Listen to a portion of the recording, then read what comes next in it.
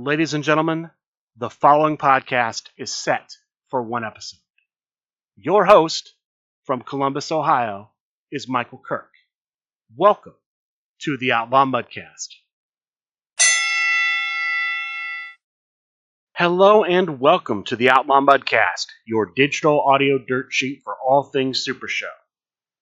I'm going to start off talking about a couple of things I missed from ACCW Presents the Level Up CAC.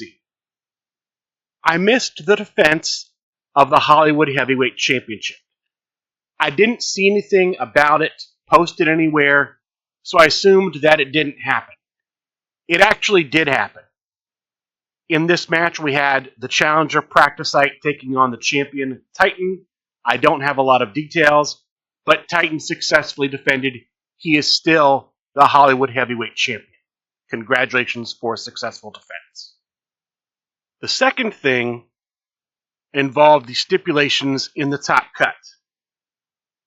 12 players made the top cut in the tournament. 4 received byes to the quarterfinals.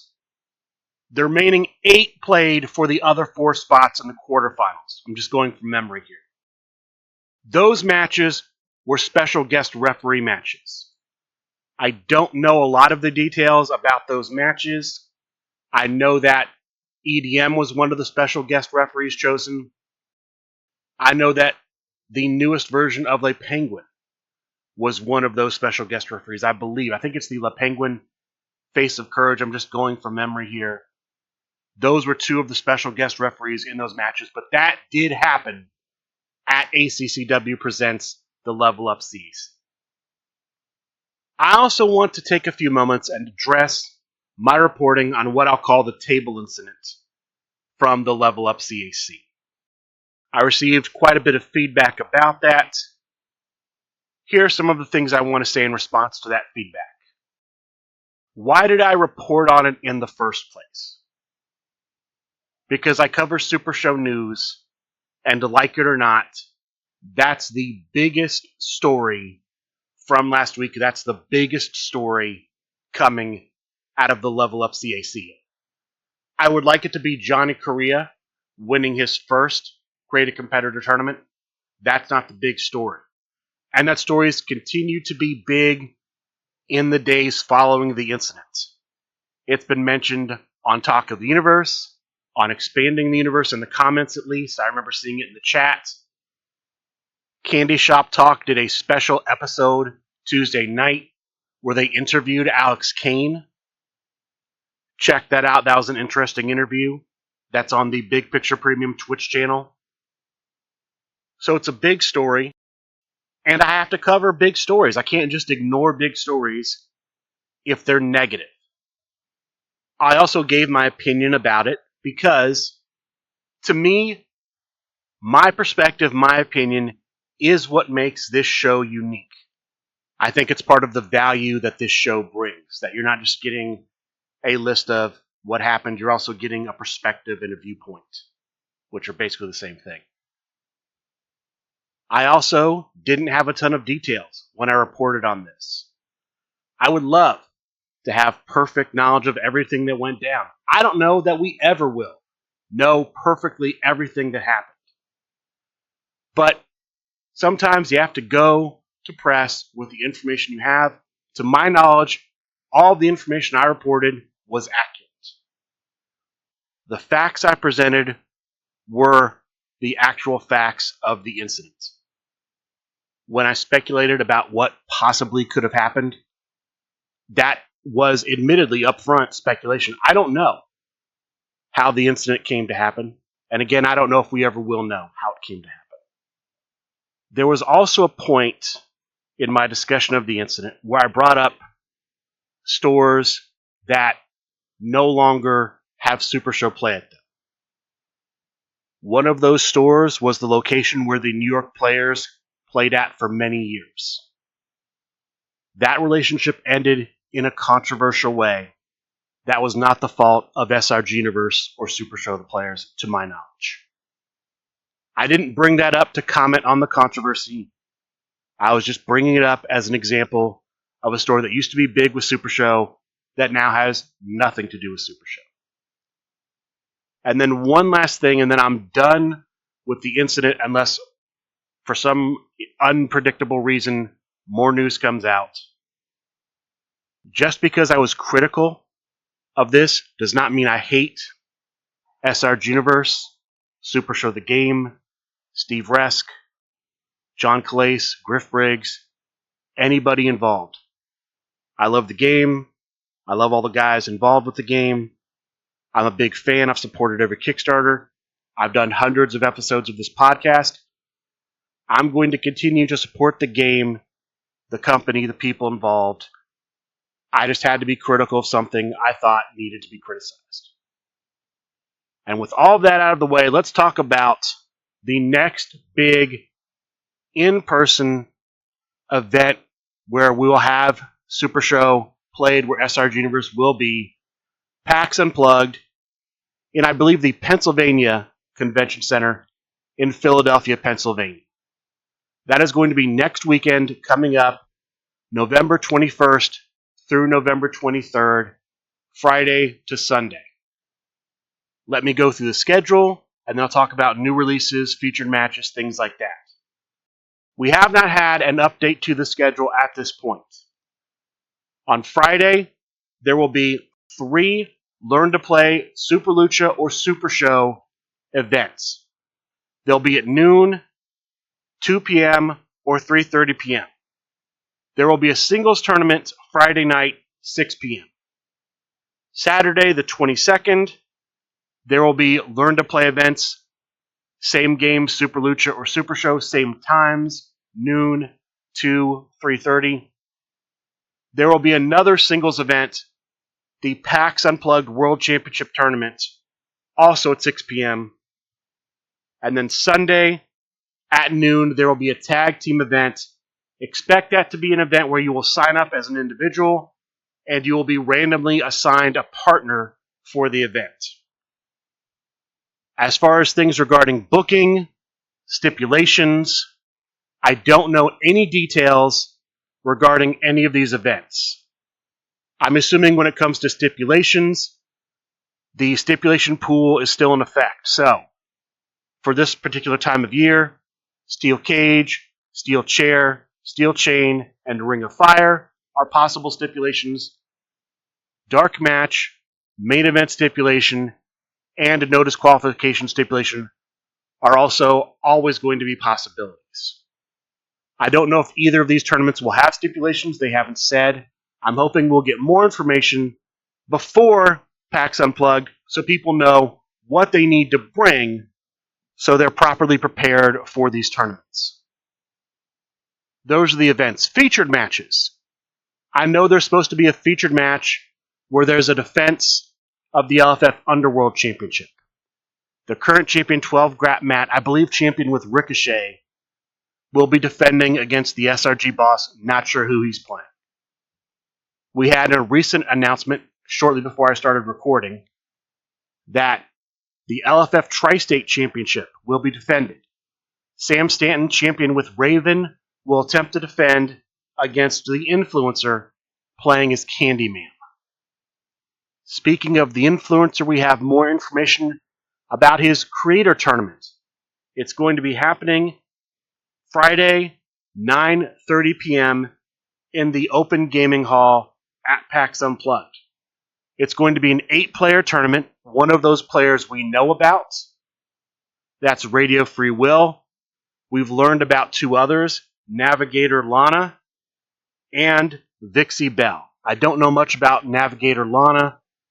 Vixie Bell is, from what I can tell, a VTuber and a cosplayer. She streams on Twitch. Each of them have been putting out little promo videos. I would say check those out if you can to see a little bit of the flavor they're going to be bringing to this tournament. And now let's talk about new releases coming out at PAX Unplugged. From what I understand, they're all going to be Super Lucha releases. Everything I've seen indicates that. There may be some others I'm not aware of, but everything I am aware of is a Super Lucha release. We're getting 6 skill requirement cards for Super Lucha. These are all cards at the 22 through 24 slots, 2 versions at each slot. They all have the same text. Add 2 cards from your discard pile to your hand, or look at the top 4 cards of your deck. Put 2 cards in your hand and bury the others. Here are those cards in no particular order. At number 24, we have a follow-up submission, the Whammer Jammer. It's a technique skill requirement card. Your technique must be 8 or greater to run this card in your deck and have the text be live and not blank. Also at number 24, follow-up submission, Steak Sauce of Submission. Again, same text, submission skill requirements. At number 23, follow-up Grapple the Razor's Edge. Same text, grapple skill requirement 8 or greater in grapple. Follow-up grapple number 23, Super Lucha Stampede. 8 or greater in power, same text. At number 22, follow-up strike, Fantastic Doom Pipe Pounce. Strike skill requirement. And then follow-up strike number 22, Bowl-O-Rama Slam. Agility skill requirement, 8 or greater agility, same text as the others. Those are the skill requirement cards. We also have 2 entrance cards for Super Lucha. The first entrance, Technico Training 101 in room 208. The text here, once per match, if you rolled your printed 5 skill for a finish roll, you may reroll. We also have entrance Redissimo Training 101 in room 207. Once per match, if your target rolled their printed 10 skill for a finish roll, you may force them to reroll. Those are the Super Lucha cards debuting at PAX Unplugged. From what I understand, we're also going to have 2 Super Lucha competitors, Macho Squacho and El Toro Guapo, debuting at PAX Unplugged. As with any debuts like this, anything releasing, card is subject to change. If for some reason the product isn't able to be there, it will not come out. If the product gets damaged or lost, it won't be coming out. I assume all of this will also be available on supershowthegame.com. I do not know if there will be PAX Unplugged versions and non-PAX Unplugged versions. I'm just unaware of that. That's all of the news I have for you right now on PAX Unplugged. Watch the SRG Super Show discussion group on Facebook. Watch shows like Talk of the Universe for more information, especially if you're planning on going. The next time that this show is published, it will be after PAX Unplugged has ended. So I'll just be giving the recap of the events at PAX Unplugged, of the featured matches, of any other news that comes out over this upcoming week. The next big in-person play event after PAX Unplugged that I'm aware of, Sunshine Smackdown. It's going to be a Create a Competitor event at House Rules Gaming in Kissimmee, Florida. It will be January 17th. That's a Saturday. So Saturday's January 17th, Kissimmee, Florida, House Rules Gaming, Sunshine Smackdown 2026 Create a Competitor event. Registration will start on the day at 10 a.m. Play will start at 11 a.m. Tickets are currently available for sale on the House Rules Gaming website. $35 a ticket. After that, the next big event will be Captain Con, happening the last weekend of January, first weekend of February 2026. We've also had an update about what's going to be released in December, around December 12th. We're going to see the new prize cards for December. We're also going to see 3 new competitors. Orchestra Red, El Penguino, which is a Super Lucha competitor, and I believe a trios competitor called the Big Three. This was one I couldn't quite make out on the Talk of the Universe broadcast, but I think that is the third competitor that is coming out in December. I could be wrong on that. I apologize if I am. That is going to do it for the news I have from this past week outside of online tournaments and featured matches. So let's go through those. I will start last Sunday. Last Sunday, shortly after the last episode of this show was published, there was a triad match featuring Colby Cram playing as Yamato Hama, Drew Madsen, TVA Commissioner, playing as Mr. Hyde, and Brian Cage playing as King Brian Cage. Brian Cage was the LFF Triad champion. He was supposed to have a match earlier in the night because of a miscommunication. That didn't happen. It happened essentially around midnight between Sunday and Monday last week. It was replaced with an LFF Interim Triad Championship match, which Johnny Eldorado won. This match between Brian Cage, Colby Cram, and Drew Madsen ends up going to Crowd Meter 2 with the winner and new champion, Colby Cram. Congratulations to Colby Cram. Now, the decision was made regarding the championship that the championship Colby Cram won is no longer the LFF Triad Championship. Instead, it is the LFF Machine Championship. The interim championship won by Johnny Eldorado has been upgraded to the full LFF Triad Championship. He is now your new LFF Triad Champion. Congratulations to Johnny Eldorado. Colby Cram is the new LFF Machine Champion. What does that mean? I don't know. I don't think anything's been determined about what an LFF Machine Championship is, but we know that Colby Cram is that champion. Congratulations to Colby Cram. Monday, we had Monday Night Fights Open Division Tournament. All singles competitors legal, subject to 20/20 vision. 7 players were in the event. They played 3 bullet rounds, and then they cut to a top 4. There were no stipulations in the semifinals. The finals match and the third place match were both steel chair matches. Your top 4 were: in 4th place, playing as Mayor of the Chain Gang, Robert the Brain Dunn. In 3rd place, playing as Colby W. Cram, Colby Cram himself. In 2nd place, playing as Faye Dragon, HR, and the winner, playing as Big Match Pete, the judge, Tim Rowley. Congratulations to the judge for winning Monday Night Fights. Wednesday, after Talk of the Universe, there was a match for the LFF Trios Championship. The challenger challenging with Brain Trust, Jokerfish. The champion with the family, Ron Rumble. Jokerfish got this shot because his faction won Faction Wars. This was a very good back and forth match. It goes all the way to Crowd Meter 3. The winner, new LFF Trios champion, Jokerfish. Congratulations to Jokerfish for becoming the new champion. His next challenger will be the Screaming Danchi. Danchi will be using Team Valiant to challenge for the championship.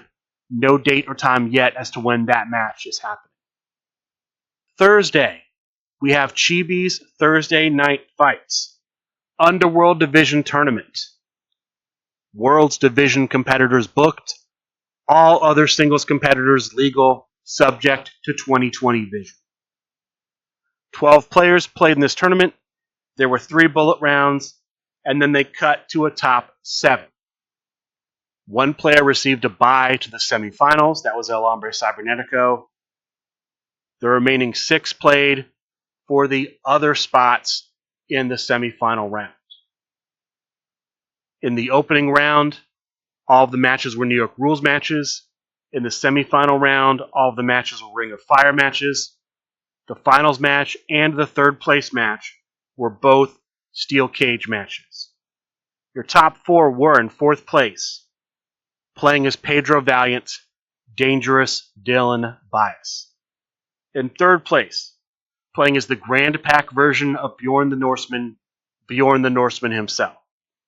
In second place, playing as Fey Dragon, HR, and the winner, playing as the Latin lover Swindle Heat, El Hombre Cybernetico. El Hombre Cybernetico takes advantage of his bye and wins the tournament. Congratulations to him.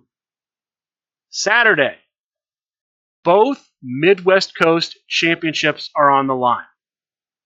I'll start with the singles championship first. The challenger chosen by the champion to be his first challenger, the Flame Fighter. The Flame Fighter playing as the Flame Fighter.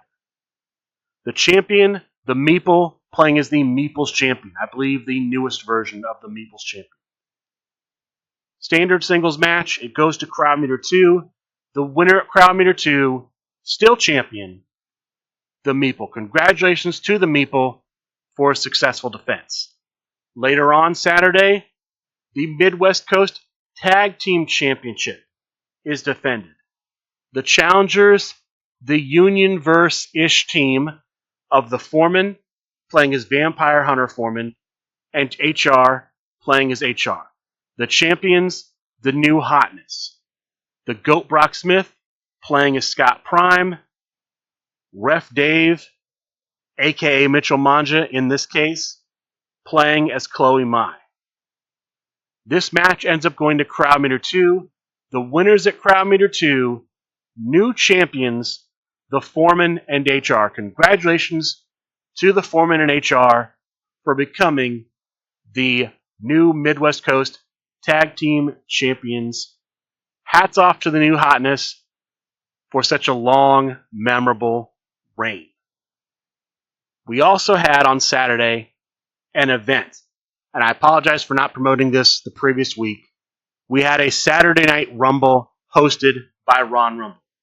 This was an Underworld Division event. 6 players signed up, 3 bullet rounds. All of the matches in the bullet rounds and in the entire tournament started at Crowd Meter 1. After the 3 bullet rounds, they cut to a top 3. Hold the Line Harry received a bye to the finals. The other 2 played off for the final spot. The match to make the finals was a steel chair match. The finals match was a steel chain match. Your top 3 end up being, in third place, playing as Eddie Fury himself. In second place, playing as the Tortured Vigilante, Hold the Line Harry. The winner, playing as the Latin lover Swindle Heat, winning his second event of the week, El Hombre Cybernetico. Congratulations to El Hombre Cybernetico for winning Saturday Night Rumble. Congratulations for winning 2 tournaments this week. Sunday, we had a defense of the UCW Hardcore Championship. The Big Guy, playing as the new version of the Big Guy, challenged the champion, the Friend, playing as the new version of RJ Bombshell, in a Psycho Circus match. The match ends up going to Crowd Meter 3. The winner, still champion, the Friend. Congratulations to the Friend for a successful defense. His next challenger will be Aaron Glidden. Now, there was a bit of a controversy in this match because there was a miscommunication involving what the effect of the championship belt was. The Big Guy did not receive correct information about how the belt worked. As a result, he will get another shot as not the Big Guy. He will face the winner of the match between the champion, the Friend, and the next challenger, Aaron Glidden. That's what I have for the UCW Hardcore Championship. This brings us to Sunday Night Fights. 3 matches on the match card. The opening match for the LFF Tri-State Tag Team Championship. The challengers, the Lords of New York. The Lord of the Dance, playing as Anastasia Morningstar. the New York Phenom playing as Hex. The champions, Boom Pool. Brian, wait for it, Schmidt, playing as Mike Santana. The Italian Bombata playing as Slime Girl. All LFF Tri-State Championship matches are New York rules matches. So that means the match started at Crowd Meter 1. It had no disqualifications. It goes to Crowd Meter 2. The winners at Crowd Meter 2, still champions, Boom Pool. Congratulations to Boom Pool for a successful defense. It was a very narrow victory for Boom Pool. The challengers did hit a finish at Crowd Meter 1. The first two breakout rolls failed. The Italian Bombata had to successfully make a save roll to keep them alive. Otherwise, it was this close to having new champions. That was the opening match. The second match of the night was the finals in the 6-stop Sweetness Tournament. This was a tournament in what I would call the 6-stop division. These are matches where players can have no more than 6 stop cards in their deck. The finalists of the tournament were Eddie Fury, playing as the Heathen Cruel, and General Lee Wong, playing as the original version of the Invisible Man. This was a 2 out of 3 falls match. The first fall was a steel cage match. The match goes to Crowd Meter 2. The winner, via hitting a finish, not via escaping the cage, Eddie Fury. The second fall was a Derby dog collar match. This doesn't go past Crowd Meter 0. The winner here, forcing a third fall, General Lee Wong. So we go to the final fall of the match, a main event stipulation match. This ends up going to Crowd Meter 2. The winner winning the tournament, getting a future shot at the Deep Six Championship, the championship for the 6-stop division, held by John Polverino, Eddie Fury. Eddie Fury takes the Heathen Cruel all the way through the tournament and gets a shot at the Deep Six champion, John Polverino. The final match of the night was a match for a shot at the LFF United States Championship. We had Johnny Correa playing as Johnny Correa, taking on LFF Junior Heavyweight Champion Nathan Wood, playing as the Plant-Based Bruiser. This was a standard singles match. It ends up going to Crowd Meter 1. The winner getting a future shot at the LFF United States Championship, Johnny Correa. Congratulations to Johnny Correa for earning a shot at the championship. We also had some announcements come out Sunday. The first was an announcement regarding a Tornado Tag Team Tournament held by Hold the Line Harry, the current GM. It's a double elimination tournament, 32 slots available.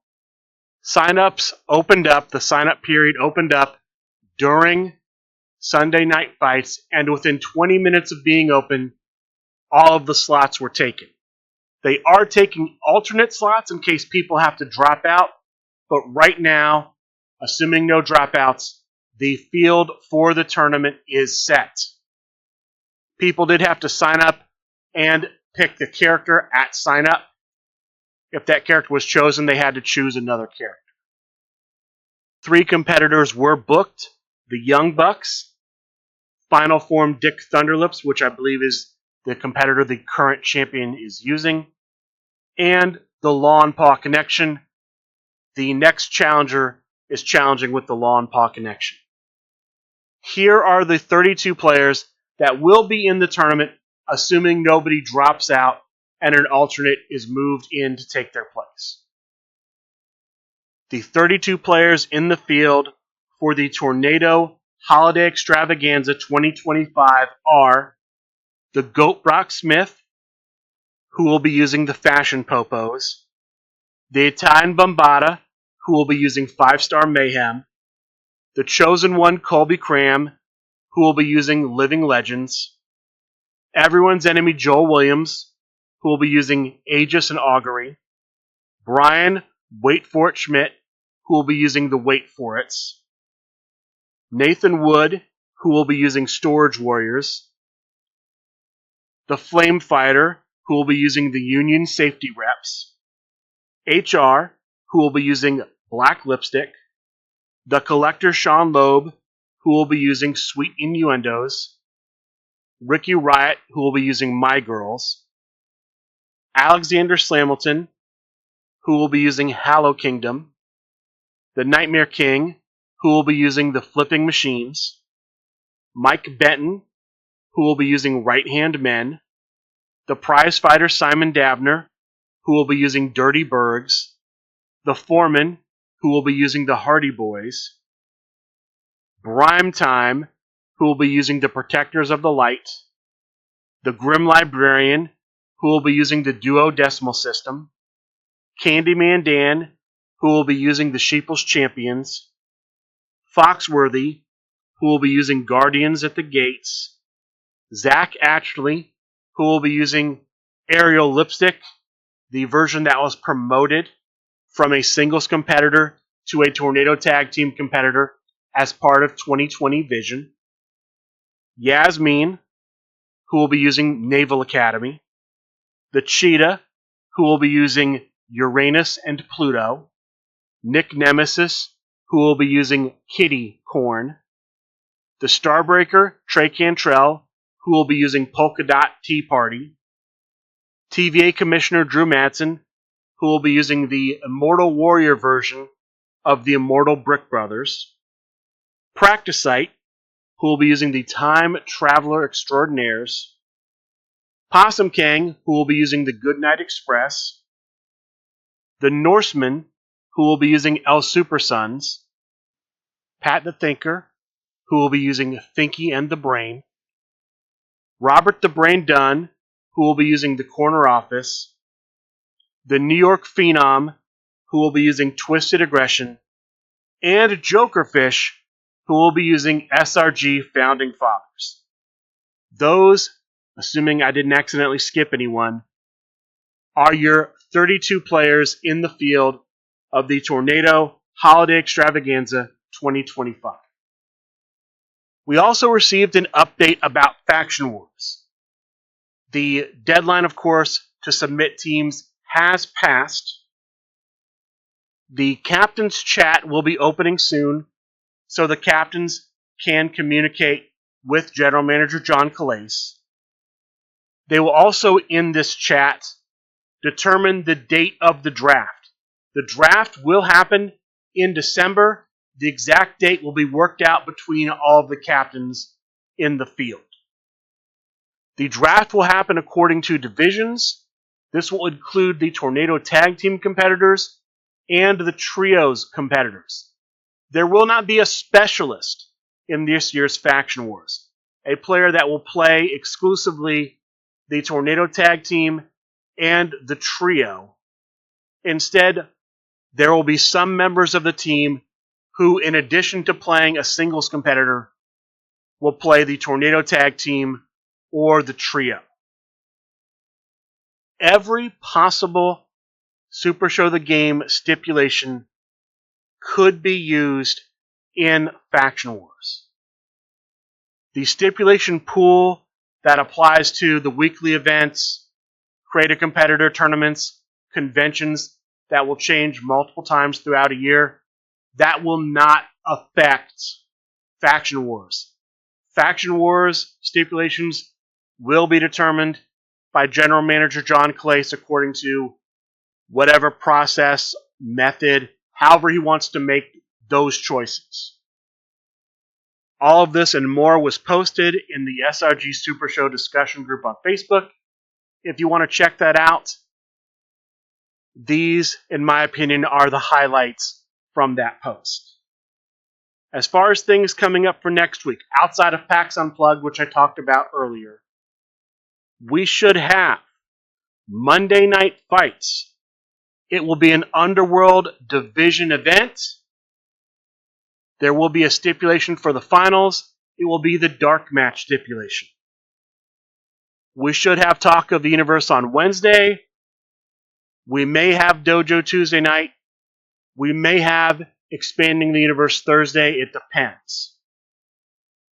We will have Chibi's Thursday Night Fights. It will be the final numbered episode of Chibi's Thursday Night Fights for the year. There should be a Sunday Night Fights next week. They are currently working on the match card for that Sunday Night Fights. There will be shows on the Big Picture Premium Twitch channel. There will be Candy Shop Talk Friday night. There will be Ignite Wednesday night. There will be 2 matches on the match card of Ignite. There will be a match between Rowdy Ron and the Dude. And there will be an AC Online Championship match where challenger TVA Commissioner Drew Madsen will challenge the champion Chibi.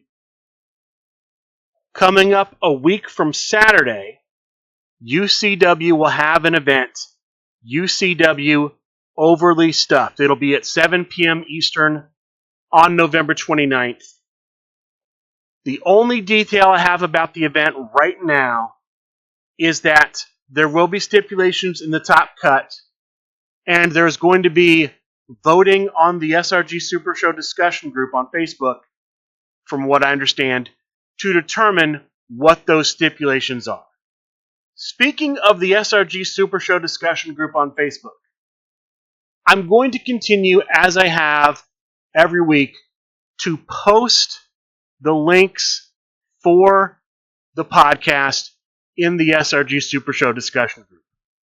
But over the past few weeks, that post has been going to moderation, so it hasn't been showing up in the discussion group immediately. It's taking a few days, sometimes even longer. So I'm also going to start posting it in the Super Show unofficial fan page discussion group, just so there's not that wait time. So watch for both posts in both places. I also found out recently the podcast is on Spotify too.